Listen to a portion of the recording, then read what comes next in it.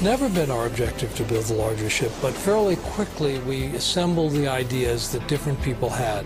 We wanted to build something that would have features and options at a level, on a scale that the world had never seen before. I think that you're going to see that the ship is going to fulfill that in ways that we almost can't even imagine. I think when this ship is introduced, it will set a whole new standard for cruising, and I think in the resort industry as well. I believe that this ship is going to be so unique and so different that the words cannot describe it. This ship represents the ultimate expression of the imagination and creativity that's found at Royal Caribbean on all of our ships. The ship is truly becoming a destination unto itself. It's like a little town. The neighborhood concept is about taking a collection of experiences that meet a particular need for our guests and putting them all in one place. It's really a getting together, a gathering of people who want to engage in the same activity at the same time. If you are a family with children, you're probably going to gravitate at various points of the cruise to Boardwalk. Boardwalk itself is a little bit like going to a carnival. You'll have a number of activities, including a beautiful vintage carousel. It has a candy store. You'll have a tattoo parlor. It has an ice cream bar. You can even have your fortune told. So we wanted to create an experience where families could enjoy together. It's just a fun place to be. It's a family hangout. And it will feel a little bit like you're on the boardwalk at Atlantic City or Coney Island or wherever it may be.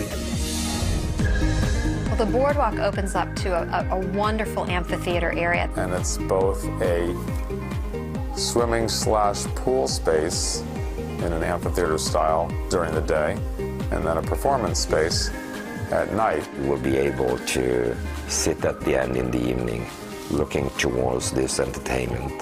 And you will have the Caribbean night behind you as a background. You'll see some wonderful high diving, state-of-the-art fountains. Basically a ballet of water, where the water jets go in different directions and create their own excitement. And light shows, and it will really be a spectacular venue for our guests. I think the amphitheater at sea is a good example of a feature that's stunning. I actually think that of all the places on the ship and all the neighborhoods on the ship, the boardwalk leading into the amphitheater at sea is probably going to be one of the most exciting. There's a wonderful array of accommodations that we'll be offering on this ship. The loft suites are very unique.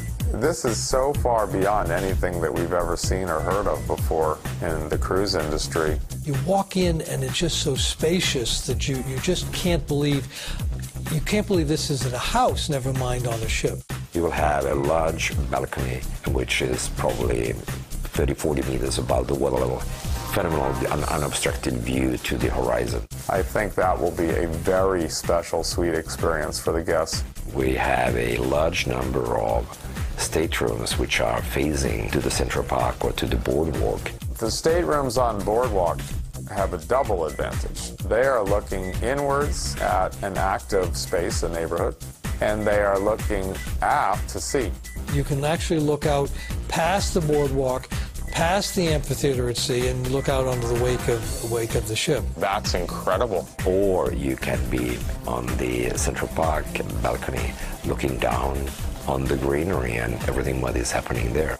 My goal is to have everybody leaving those two spaces, Boardwalk and Central Park, thinking what a great decision it was to buy into one of those rooms. We never had an experience like that before, and we will remember that forever.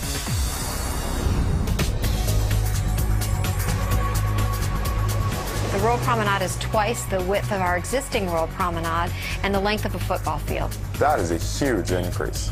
We just have a great opportunity to create a central place, a promenade, where people who want to can come, meet, relax. It will accommodate all of the different types of retail experiences, along with a beautiful mezzanine that overlooks the Royal Promenade. I believe that will give a totally different feel.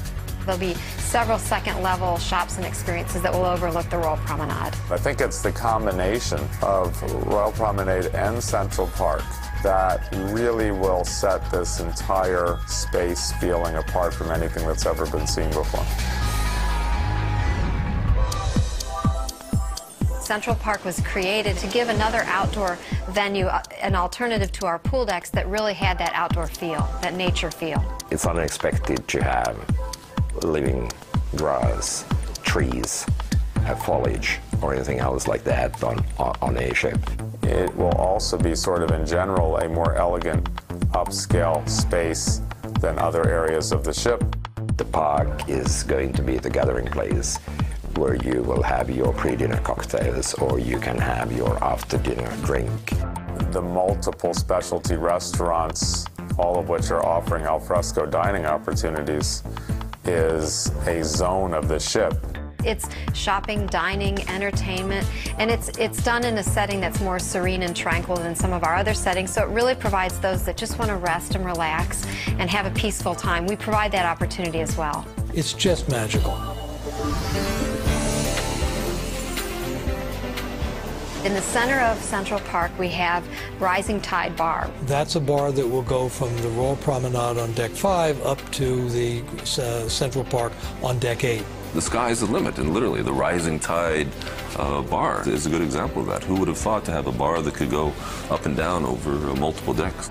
And it will constantly be pulling them between the life of Central Park and the life of Royal Promenade. Taking people from one neighborhood to another neighborhood. And there's never been an experience like that on board a ship. We're very proud of the ships that we build, and we believe we build the best ships anybody builds.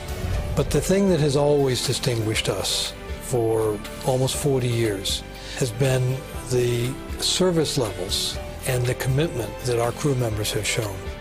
The secret, if you will, of how we make it all come together and how we're able to deliver that gold-anchored service on a regular basis, on a consistent basis, is that we enjoy doing it.